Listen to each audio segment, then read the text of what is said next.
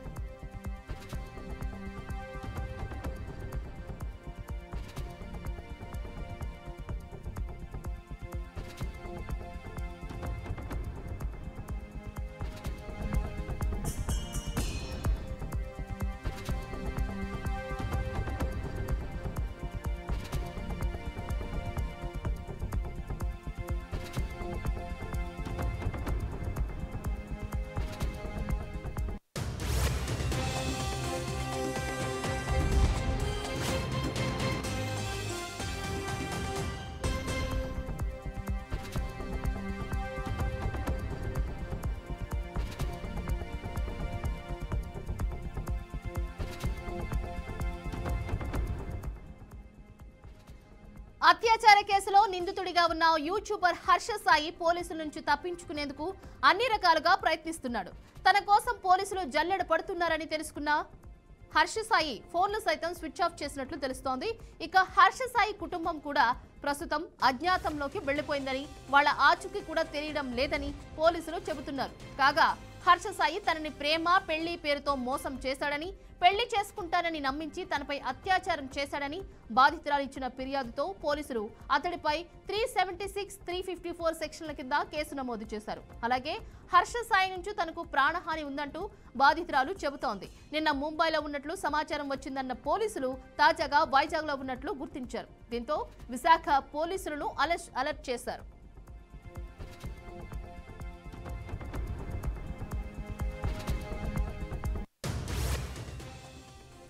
ఇక ఇదే అంశానికి సంబంధించి మరింత సమాచారాన్ని మా ప్రతినిధి శ్రీనివాస్ అందిస్తారు. శ్రీనివాస్, చెప్పండి, మొత్తానికి హర్ష సాయి అంటే ఎక్కడ చూసినా తప్పించుకుంటున్నట్టుగా తెలుస్తుంది. ఈ నేపథ్యంలో మనం హర్ష సాయి నిజంగానే దానికి పాల్పడారని అనుకోవచ్చా?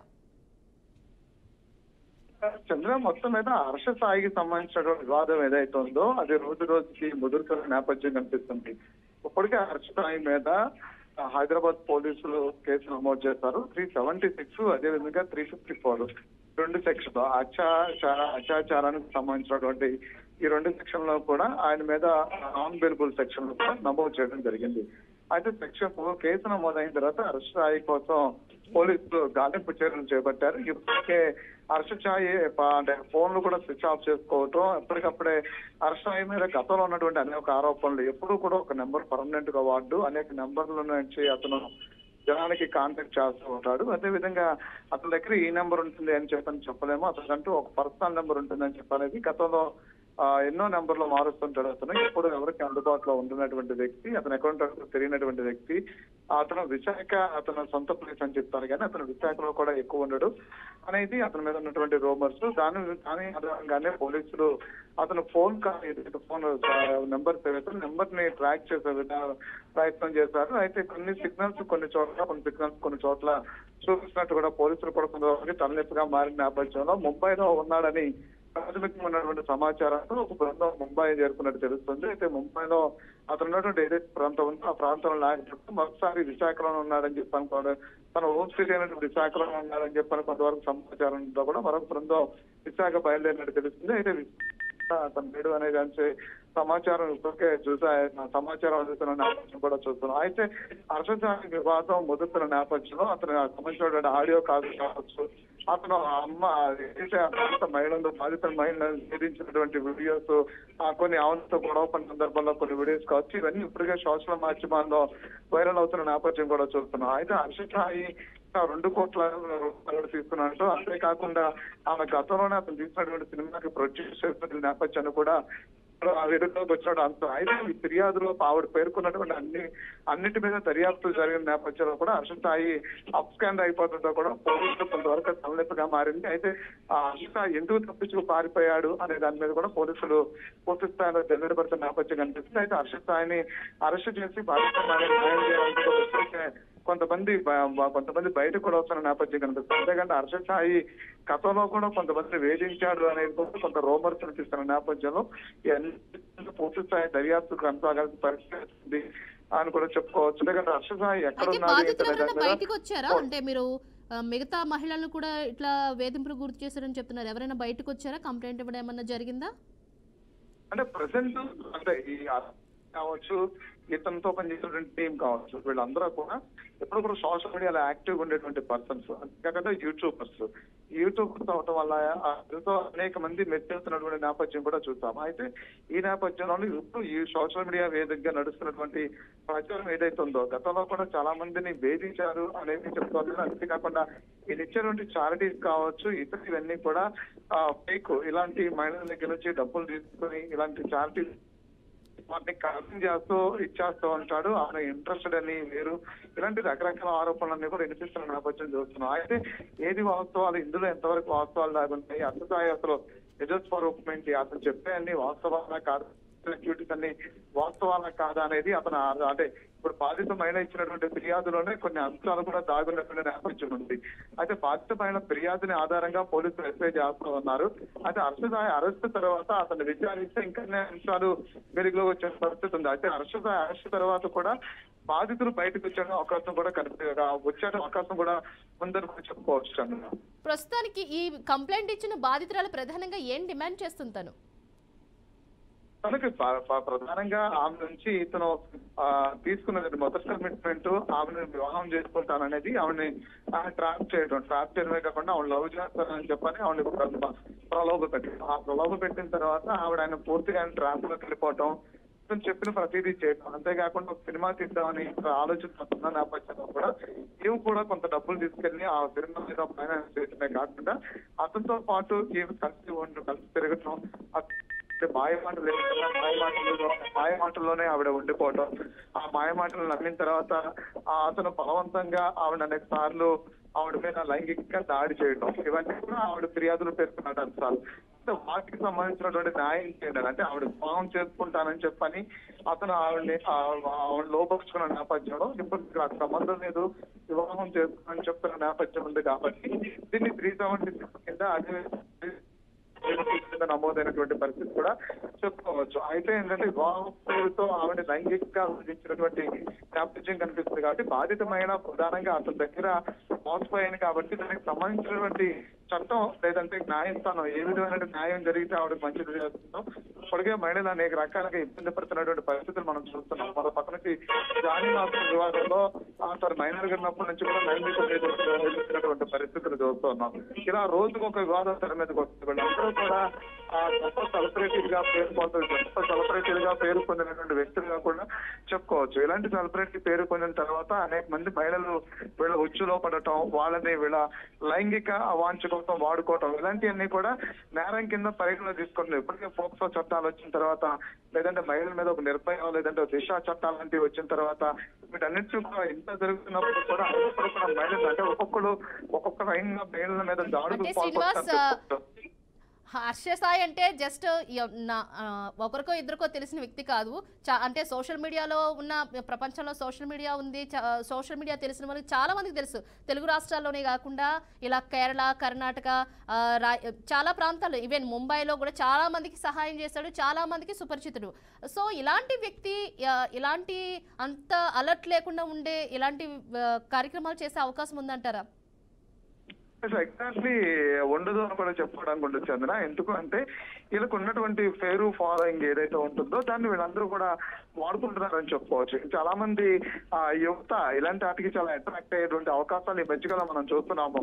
దీని అనేక సందర్భాల్లో కూడా ఈ సైకాట్రిస్ట్ కూడా ప్రూవ్ చేయడం కూడా జరిగింది. అంటే సోషల్ మాధ్యమాల్లో హీరోగా ఎవరైతే కనిపిస్తూ ఉంటారో వాళ్ళు ప్రొటెక్ట్ చేసుకునే అంశం అంటే వాళ్ళు ప్రజెంట్ చేసుకునేటువంటి అంశాల్లో ఇప్పుడు పెరిగిపోయినటువంటి గ్రాఫిక్స్ విధానం కావచ్చు, అన్నింటిలో కూడా వాళ్ళు హీరోగా ప్రజెంట్ చేసుకోవటం, వాళ్ళు అలా ప్రమోషన్ చేసుకోవటం, ఇవన్నీ కూడా చాలా మంది యువత వాళ్ళని ఆకర్షిస్తున్నటువంటి నేపథ్యంలో కూడా వాళ్ళు పంచుకున్నటువంటి వాళ్ళు లేదంటే వాళ్ళ గ్రామం తీసుకునే దాని క్రమంలోనో వాళ్ళకి బాగా క్లోజ్గా వాళ్ళు ఇందులో కొంచెం అందంగా ఉండే వాళ్ళని ట్రాప్ చేస్తారని చెప్పొచ్చు. ఆ ట్రాప్ చేయలేదు అని చెప్పడానికి కూడా ఎటువంటి ఆధారం ఉండదు. ఎందుకంటే వీళ్ళందరూ కూడా వాళ్ళు అప్రోచ్ అయిన తర్వాత ఆటోమేటిక్ గా వీళ్ళకు ఉన్నటువంటి అందచందాలను కూడా వాళ్ళు ఎంకరేజ్ చేయటం, వాళ్ళ ఫైనాన్షియల్ స్టాటస్ ని చూసి వాళ్ళని వాళ్ళ గుర్తులో పెట్టుకునేటువంటి ప్రయత్నాలు ఇవన్నీ కూడా కొంత ఫర్దర్ గా చేస్తూ ఉన్నారు. ఈ ఫర్దర్ గా చేసేటువంటి యాక్టివిటీస్ లో వాళ్ళకున్నటువంటి పేరు ప్రఖ్యాతల్ని వాళ్ళకున్నటువంటి మోడల్ గ్రామర్ ప్రపంచం ఏదైతే ఉందో అది వాడుకుంటూ కూడా ఇలాంటి వాటికి పాల్గొంటున్నారు చెప్పుకోవచ్చు. ఎందుకంటే కొంతమంది లైంగిక వాంఛ తీర్చే క్రమంలో మహిళల మీద అసభ్యకరంగా ప్రవర్తించి దాడులు, రేపులు, డిఫరెన్స్లు గురి చేస్తారు. ఇలాంటి వాళ్ళు కొంతమంది వాళ్ళని ప్రభావం పెట్టి మాయ చేసి చేస్తారని కూడా చెప్పుకోవచ్చు. ఎందుకంటే ఇప్పుడు ఆవిడ చేసినటువంటి ఫిర్యాదు కూడా ఆ విధమైనటువంటి ఫిర్యాదుని ఆవిడ చేసినట్టు కూడా ఆవిడ కంప్లైంట్ లో క్లియర్ గా చదివితే అర్థమైనటువంటి కొన్ని అంశాలు ఆవిడ ఇలాంటి సోషల్ చారిటీస్ ని అర్థం పెట్టుకుని ఫస్ట్ ఆవిడ అట్రాక్ట్ అయ్యే విధంగా ఆయన ప్రవర్తించాడు. ఆ ప్రవర్తించిన తర్వాత ఆమెకి దగ్గర అయిన తర్వాత ఆమెను పెళ్లి చేసుకుంటానని ప్రభావం పెట్టి లైంగికంగా వాంఛలు తీసుకున్న తర్వాత ఇప్పుడు నేను పెళ్లి చేసుకోను అని చెప్పని తప్పించుకునేటువంటి ప్రయత్నం చేయడం, ఇవన్నీ కూడా ఆవిడ చేస్తున్న ఫిర్యాదు. సో ఈ ఫిర్యాదుని ఆధారం చేసుకుని మనం మాట్లాడుకుంటే కనుక 100% ఆయన అతనుకున్నటువంటి తెలివితేటలు అంటే అతనుకున్నటువంటి ఏదైతే ఈ గ్రామ ప్రపంచంలో అతనుకున్నటువంటి రోల్ ఏదైతే ఉందో అది అతను వాడుకున్నట్టుగా స్పష్టంగా చెప్పుకోవచ్చు చందన.